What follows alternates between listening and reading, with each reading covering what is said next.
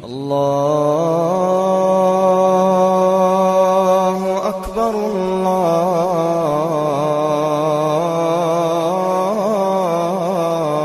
السلام علیکم ورحمۃ اللہ وبرکاتہ۔ الحمد للہ رب العالمین والصلاة والسلام علی رسولہ الکریم وعلی آلہ وصحبہ اجمعین۔ میرے عزیز و خواتین و حضرات، بچے بچیاں، میرے دوست احباب، جاننے والے نہ جاننے والے، اللہ تعالیٰ کی طرف سے ہم پر بڑا احسان ہوا ہے کہ ہمیں رمضان کا مہینہ نصیب ہوا۔ اللہ تعالیٰ نے ہفتے میں 7 دنوں میں ایک دن بابرکت بنایا، وہ جمعہ کا ہے۔ اللہ تعالیٰ نے قوم یہود سے کہا کہ میرے علم میں ایک دن ہے بہت برکت والا، وہ تم ڈھونڈو اور چن لو۔ تو انہوں نے خطا کھائی اور ہفتے کا دن چن لیا۔ ہفتے کو یہودی عبادت کرتے ہیں، کام نہیں کرتے۔ پھر اللہ تعالیٰ نے عیسیٰ علیہ السلام کی قوم سے کہا کہ ایک دن میرے بارگاہ میں بہت بابرکت ہے، دعائیں قبول ہوتی ہیں، اسے تم ڈھونڈو۔ ان پہ چھوڑا تو انہوں نے اتوار چن لیا۔ لیکن جب ہماری باری آئی تو اللہ نے ہمیں نہیں کہا کہ ڈھونڈو۔ اللہ نے اپنے محبوب کی محبت میں جناب رسول اللہ صلی اللہ تعالیٰ علیہ وسلم کی طفیل اللہ تعالیٰ نے ہمیں خود بتا دیا کہ وہ جمعہ کی رات ہے اور جمعہ کا دن ہے۔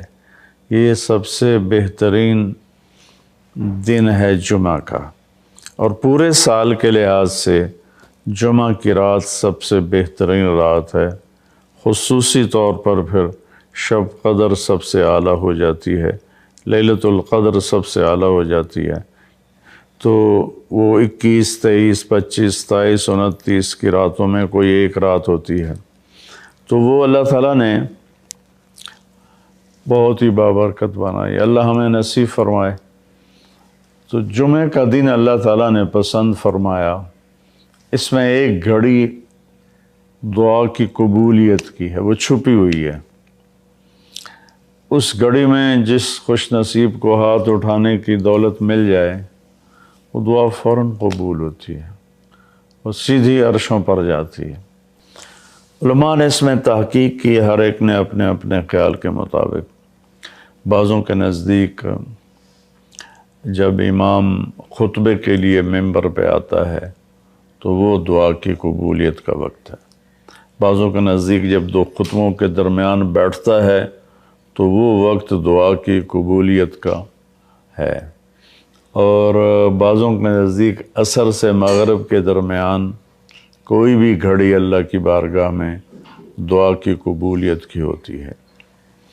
تو جمعہ کی نماز کو اللہ کے نبی نے بہت اہم قرار دیا، اور ارشاد میں بڑے دکھ کے ساتھ یہ حدیث بیان کر رہا ہوں۔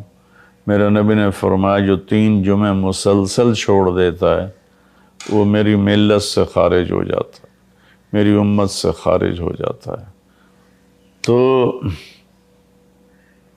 میں اپیل کروں گا ان بہن بھائیوں سے جو نماز میں سستی کرتے ہیں، کم از کم جمعہ ضرور پڑھ لیا کریں۔ عورتوں پہ جمعہ فرض نہیں ہے، مردوں پہ فرض ہے۔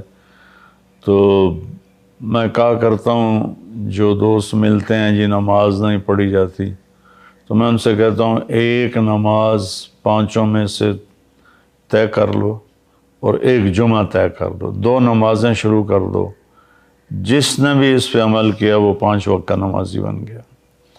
تو جمعہ کی نماز کے بعد جمعہ سے جمعہ تک کے جتنے گناہ ہوتے ہیں وہ اللہ تعالیٰ معاف فرما دیتے ہیں، اور جو جتنی جلدی جا کے بیٹھتا ہے امام کا خطبہ سننے کے لیے اس کو اتنا زیادہ اجر ملتا ہے۔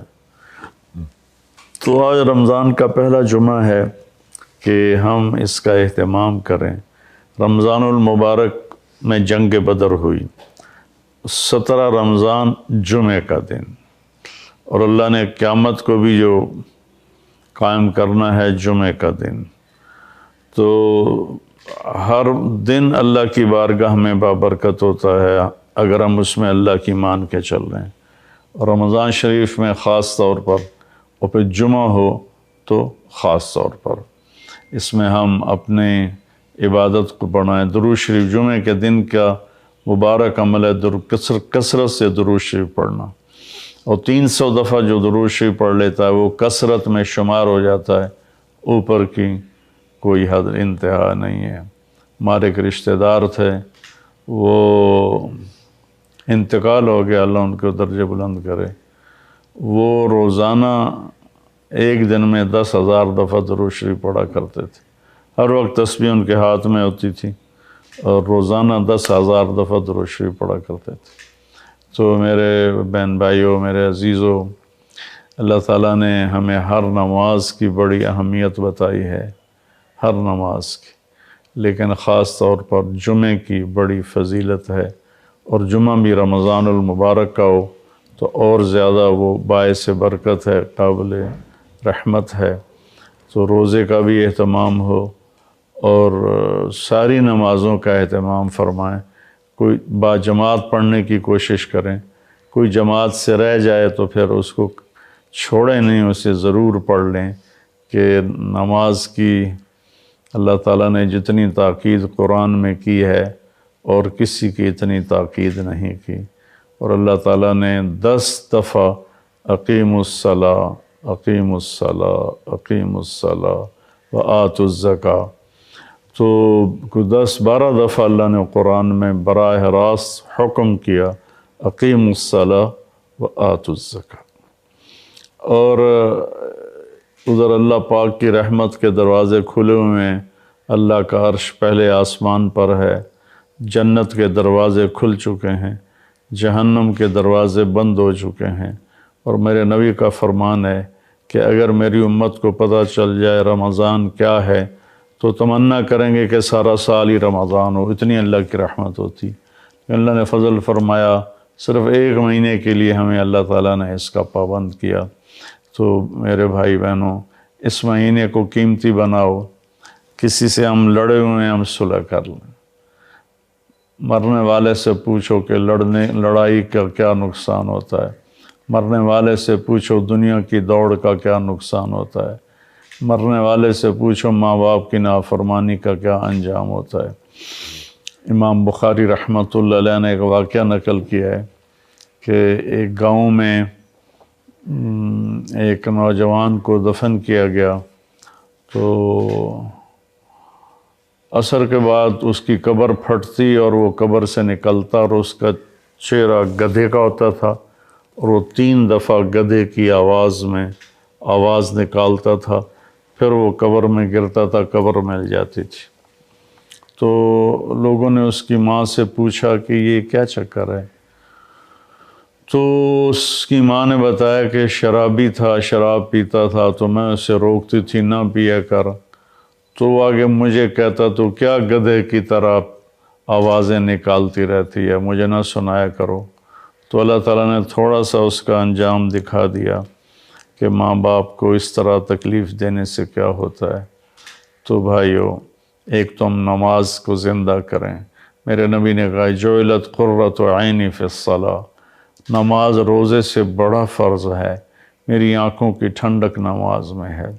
اور جب آپ دنیا سے تشریف لے جا رہے تھے تو آپ نے پورے دین کو 2 لفظوں میں بیان کیا، ایک ہے حقوق اللہ، ایک ہے حقوق العباد، اور ایک ہے بندگی اور ایک ہے معاشرت۔ تو آپ نے فرمایا الصلاۃ، جب آپ دنیا سے تشریف لے جا رہے تھے آپ نے حضرت اماں عائشہ رضی اللہ عنہا علیہ السلام کے سینے پر یوں سر رکھا ہوا تھا، اس طرح کر کے ایسے، اور اماں عائشہ نے آپ کو سہارا دیا ہوا تھا، اپنے سینے پر لٹایا ہوا تھا۔ تو آپ فرما رہے تھے الصلاۃ وما ملکت ایمانکم، میری امت ایک نماز نہ چھوڑنا، اور ایک میری امت کے غریب طبقے پر رحم کرنا، ان کے ساتھ آسانی کا سلوک کرنا، ان پر سختی نہ کرنا، ان سے نرمی کا سلوک رکھنا۔ پھر الصلاۃ وما ملکت ایمانکم، نماز نہ چھوڑنا، نماز نہ چھوڑنا، نماز نہ چھوڑنا۔ اور آخری الفاظ بھی یہی تھے، الصلاۃ الصلاۃ الصلاۃ، نماز نماز نماز۔ پھر فرمایا اللہم الرفیق